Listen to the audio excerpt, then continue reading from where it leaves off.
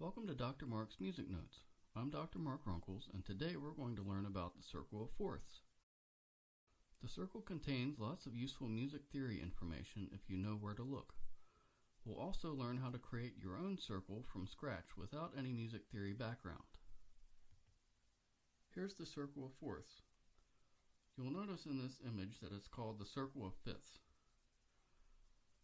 I learned about the circle first as a jazz musician, and classical musicians will freak out if you call it the circle of fourths. If you follow the circle clockwise, it lists the note names in order of ascending fifths. This direction follows chord regressions. Jazz musicians follow the circle counterclockwise, which lists the note names in order of ascending fourths.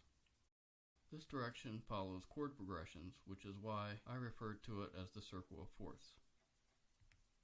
There are several useful pieces of information we can glean from the circle of fourths. First is all 12 major keys. The relative minor key to each major key can also be listed as in our example on the previous slide. Second is the key signature for each key. We can determine how many sharps or flats there are in each key signature. I'll demonstrate this when we build our circle from scratch. Sharps and flats are never mixed together in the same key. Third is the order of sharps and flats as they appear in each key signature. The first sharp to appear is always F sharp. The second is C sharp. The next is G sharp. We can follow the circle around clockwise until we reach the last single sharp, which is B sharp. For the order of flats, we start on that B because B flat is always the first flat to appear in a key signature. E flat is always the second, and so on until we reach the last single flat that is F flat. I won't deal with double flats or sharps here, but we can figure those out as well if we add enharmonic equivalents for each note. Enharmonic equivalents are the fourth piece of information from the circle. Enharmonic equivalents are the same note spelled in two or more ways like C sharp and D flat, or C natural, B sharp, and D double flat. The fifth thing we can glean from the circle is a 3-6-2-5-1 chord progression in any key. Count 5 clockwise from the key you want, then move counterclockwise back to your tonic. So for C major, we'll count C as 1, G as 2, D as 3, A is 4, and E is 5. So E is the 3 chord. Moving back counterclockwise, A is the 6, D is the 2, G is the 5, and we're back to C for 1. I don't use the circle for this, but you could also figure out ascending and descending intervals with it. And here is a list of ascending intervals.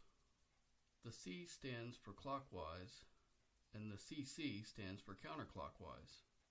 When counting around the circle, I'm counting the initial note as 1 because that's how we do it in other methods of determining intervals.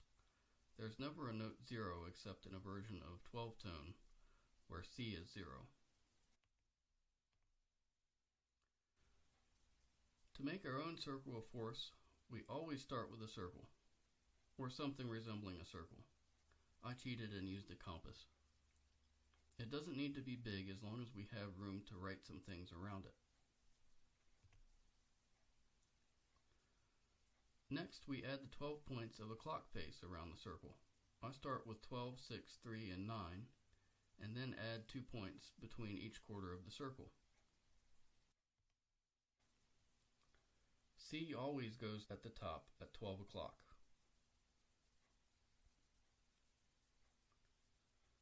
For 11 o'clock, we're going to count 4 letters in the alphabet up from C, with C as 1, D is 2, E is 3, and F is 4. So we write F in the 11 o'clock slot. We do the same thing for 10 o'clock, except we're counting up the music alphabet, so A comes after G. So that means F is 1, G is 2, A is 3, and B is 4. Since this side is the flat key side, B becomes B flat. 4 up from B is E, which becomes E flat. 4 up from E is A flat. 4 up from A is D flat.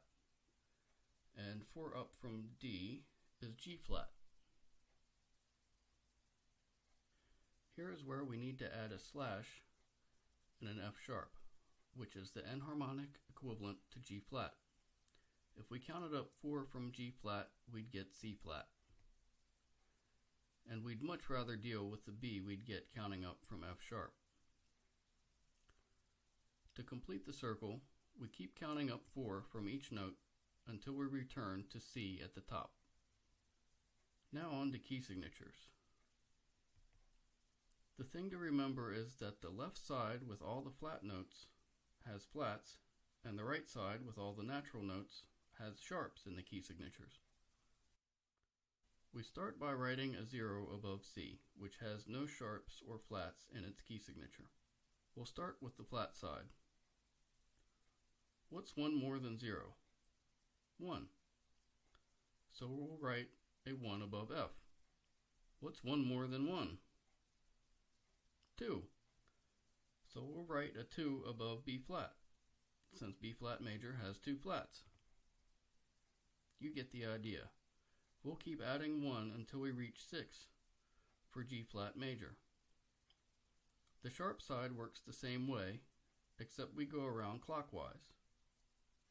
I'll do that now, and we'll have completed our circle of fourths. We can create the circle of fourths from scratch as long as we know C goes on top. If you want to memorize the circle, I would suggest practicing your major scales starting on C and moving around counterclockwise. I memorized it without intending to by practicing my scales that way on saxophone for a number of years. I can now think the order of the circle faster than I can say it. Understanding the information in the circle is the first step to understanding the relationships between notes. I hope this video has proved useful. Feel free to leave a comment if you have any questions, and click the subscribe button for notifications about more information on the oboe and other musical topics.